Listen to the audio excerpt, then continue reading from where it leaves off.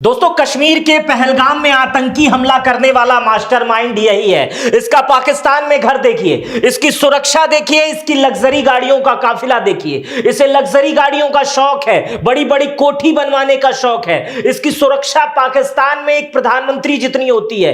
Commando के कई layer होते हैं, इसके आतंकियों के अपने लेयर होते हैं। आपको दोस्तों पता होगा कि कल जो है कश्मीर में एक बहुत दर्दनाक घटना घटी है, जिसमें अब तक 28 लोगों की जान जा चुकी है। भारत के प्रधानमंत्री उस समय सऊदी अरब के दौरे पर थे। वो अपना दौरा करके कैंसिल करके भारत आ गए हैं और तब से भारत के गृह मंत्री, प्रधानमंत्री अजीत डोभाल सहित तमाम लोग इस मुद्दे पर काम कर रहे हैं और पूरे देश को यह संतावना दिला रहे हैं कि हम इस चीज का बदला लेंगे और आने वाले समयों में पाकिस्तान सहित इन आतंकियों को कड़ा जवाब दिया जाएगा। आज मैं आपको इसके बारे में बताऊंगा कि यह है कौन और क्यों पाकिस्तान इसको इतना शरण दे के रखा हुआ है। पाकिस्तान की सेना क्यों इसके ऊपर फूल बरसाती है। पहले इसकी पूरी डिटेलिंग करते हैं। देखिए दोस्तों, इसके 5 नाम है। बहरूपिया तो ये ऐसे ही है, 5 नाम है, अन्य दोषों में भी जाता रहता है। इसके 5 नाम अलग अलग तरीके के हैं। इसको सैफुल्लाह खालिद कसूरी कहा जाता है, सैफुल्लाह साजिद जट्ट भी इसे कहा जाता है। कुछ लोग इसे अली भाई कहते हैं, हबीबुल्लाह भी इसका नाम है और नौमान भी इसका नाम है। 5 नामों से यह जाना जाता है और यही कई बार भारत में कुछ हमले हुए हैं, भारत में जो भी गड़बड़ियां होती हैं उसमें इसका नाम आता है। भारतीय राष्ट्रीय एजेंसी एनआईए ने भी सैफुल्लाह को कट्टर आतंकवादी घोषित कर रखा है। इससे पहले भारत में कई बड़े आतंकी हमलों में इसका नाम आया है। हाफिज सईद के सबसे करीबी राइट हैंड माना जाता है सैफुल्लाह को हाफिज सईद को तो आप जान ही रहे होंगे, उसका राइट हैंड माना जाता है। सैफुल्लाह पूरे पाकिस्तान में वीआईपी की तरह घूमता है। इसकी सिक्योरिटी आप देखिए, वीआईपी की तरह घूमता है। पाकिस्तान ने कहा, जब यह हमला हुआ था कश्मीर में, तो पाकिस्तान ने कहा, पाकिस्तान के बयान जारी हुआ कि इस हमले से हमारा कोई लेना देना नहीं है, ये लोग हमारे नहीं थे। सीधे सीधे पाकिस्तान कट जाता है क्योंकि उसको अमेरिका में जवाब देना रहता है, यूएन में जवाब देना रहता है। दुनिया जानती है कि सब वही करता है। किसी भी देश में कोई बड़ा आतंकी हमला होता है, उसका जिम्मेदार पाकिस्तान का कनेक्शन निकल जाता है। लेकिन पाकिस्तान ने कह दिया इसका हमसे कोई लेना देना नहीं है। और दूसरा, जैसे ही सऊदी अरब से भारत आए हैं मोदी, पाकिस्तान की सेना में, पाकिस्तान की कैबिनेट में और पूरे पाकिस्तान में डर का माहौल है कि यहां मोदी है और ये कुछ भी कर सकता है। क्योंकि इससे पहले वाला जवाब जो है, इससे पहले वाला जवाब आप पाकिस्तान की कैबिनेट से सुने होंगे कि पाकिस्तान की संसद में कहा गया था, जब हमारा एक सैनिक वहां पर गिरा था, अभिनंदन, तो उस समय पाकिस्तान की कैबिनेट संसद में कहा गया था कि हम कांप रहे थे कि मोदी वहां बैठा हुआ है। और ये इसका बाकायदा बयान है, जाके नोट करके आप गूगल पे सर्च करके देखिएगा कि किस तरह से पाकिस्तानी सेना सिर्फ एक सैनिक की वजह से पूरा पाकिस्तान डरा हुआ था।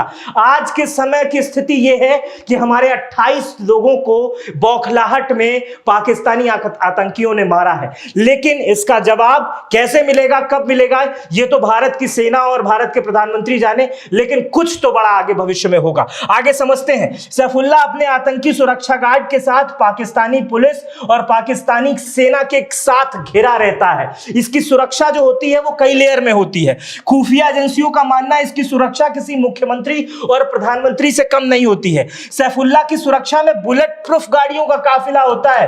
एक जैसे कि किसी मुख्यमंत्री की फ्लीट आप देखे होंगे, उसमें सारी गाड़ियां बुलेट प्रूफ होती हैं। सैफुल्लाह की गाड़ियां भी उसी तरह बुलेट प्रूफ रहती हैं। पाकिस्तान जो आतंकवादियों को पालता है, वहां पर भी इसे बुलेट प्रूफ गाड़ियों की जरूरत पड़ती है। आगे चीजों को समझते हैं। सैफुल्लाह की सुरक्षा में आधुनिक हथियार से लैस कमांडो होते हैं। सैफुल्लाह की सुरक्षा में आधुनिक मेटल डिटेक्टर का प्रयोग किया जाता है कि कोई उसके पास तो ना आ जाए, उसके पास हथियार ना हो, जो उसकी लेयर की सुरक्षा बनी रहती है। उनके सबके पास मेटल डिटेक्टर रहते हैं। सैफुल्लाह तक पहुंचने के लिए बाई कई लेयर बाई लेयर जो होते हैं वो प्रोटोकॉल होते हैं। जैसे कि यहां पे मुख्यमंत्री प्रधानमंत्री की सुरक्षा होती है, उसमें पहले पुलिस, लोकल पुलिस के जवान, फिर एनएसजी के जवान, फिर तमाम ऐसे जवान होते हैं, मिलिट्री के जवान, पैरामिलिट्री के जवान लगते हैं ना। उसी तरह पहले उसके आतंकी वाले जवान, फिर पुलिस वाले, पाकिस्तानी लोकल पुलिस, फिर आईएसआई, फिर इसी तरह कमांडो, इस तरह की लेयर की सुरक्षा में वो रहता है। सैफुल्लाह आतंकवाद से जुड़ी गतिविधियों को छिपाने के लिए,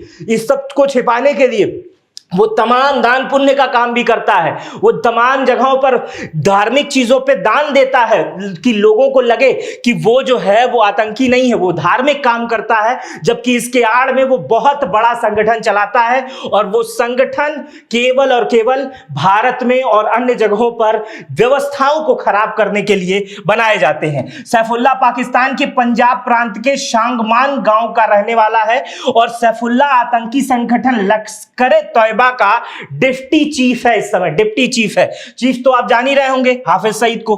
खुफिया सूत्रों के अनुसार, भारत की जो खुफिया सूत्र है उसके अनुसार, सैफुल्लाह जम्मू कश्मीर और इसके फ्रंट संगठन द रेजिडेंस फ्रंट, जिसे टीआरएफ कहा जाता है, आजकल टीआरएफ बहुत चर्चा का विषय बना हुआ है पाकिस्तान में भी और भारत में भी।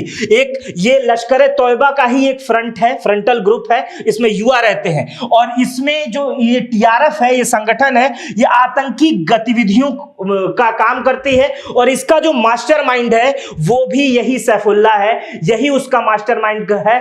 टीआरएफ ने ही हमला किया है इस समय भारत में और टीआरएफ को जो भी संकेत देता है, जो भी डिसीजन होता है, मतलब टीआरएफ का आका ही यही है। जैसे हाफिज सईद पूरे लश्कर-ए-तैयबा को गवर्न करता है, उसी तरह जो उसका फ्रंटल संगठन है टीआरएफ, वो भी बहुत बड़ा संगठन है, उसको जो है सैफुल्लाह गवर्न करता है। और जो टीआरएफ ने भारत में किया है वो उसका पूरी जिम्मेदारी जो है टीआरएफ ने वैसे ली है और उसकी पूरी जो गवर्निंग बॉडी है वो इसी सैफुल्लाह के हाथ में है। भारतीय खुफिया एजेंसियों के अनुसार टीआरएफ के दो विंग सबसे खतरनाक है।